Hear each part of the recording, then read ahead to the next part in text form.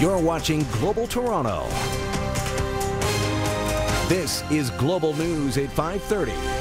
Politicians at Queen's Park had some company today. College students gathered to protest the ongoing faculty strike. That is putting their semester in jeopardy. Let's go to Seneca College now and live to Shalima Maharaj. Shalima, lots of frustration today. A lot of frustration, absolutely. The students that we were talking to, many of them were hoisting signs emblazoned with the words, "We want in." That was the hashtag that the students adopted. They were standing in solidarity with one another, wearing yellow armbands to show that they were part of this campaign, and what they want is they want back into the classroom.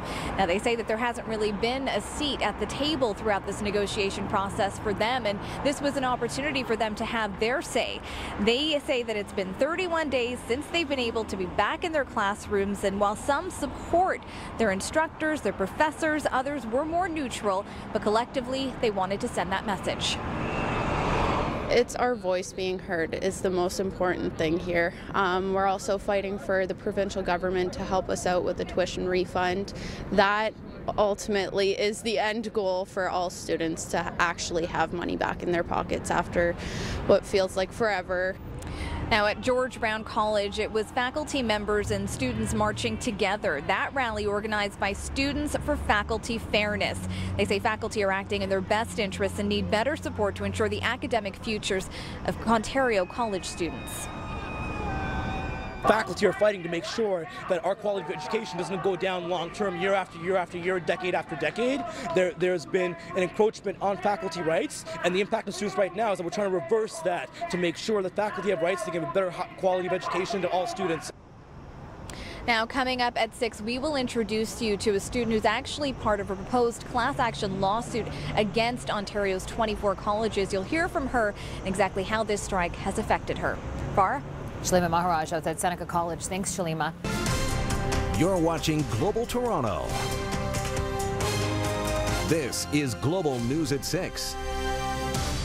A live look right now at Seneca College, one of 24 schools across the province shut down by a faculty strike. And now they're facing a class action lawsuit. Students have been locked out of class for 31 days, making this the longest college strike in our province's history. Faculty voting on a new contract, but students fear that they could now lose their entire semester. And now thousands are considering jumping onto a class action lawsuit. We get the latest from Shalima Maharaj. Amy Visca is trying to build a career for herself, but for the past month, she's been trapped in a holding pattern.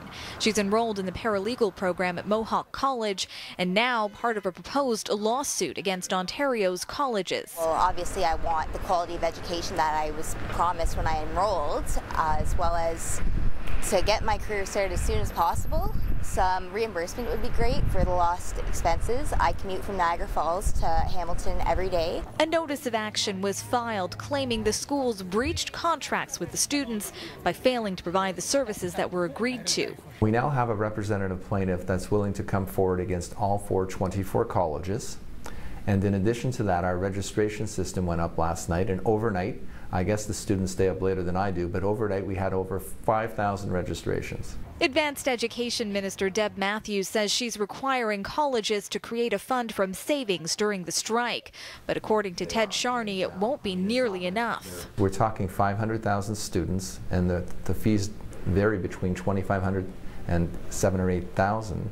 And if you do the math and you assume that they're already 1/3 out of their classes, the numbers are astonishing, and $5 million is many decimal points away from what the real number is. The proposed suit is looking for full refunds for students who opt out of continuing with their program. For those who do continue, partial refunds are being sought. Premier Kathleen Wynne was asked about the now 31-day job action. My hope is that everyone involved will put young people at the center of their decision making. We're not against the faculty, we're not against the union, but at the same time, we're a whole age group and a cohort that are being negatively affected, and she's just sitting on the sidelines watching. If faculty members vote yes to the contract, students would still be away from classes until next week. Now, we also asked Ted Charney another question, and that is, if the strike vote came back as a yes, would the lawsuit move forward? He said that would be contingent on what, if any, form of compensation is put forward by the colleges. Alan?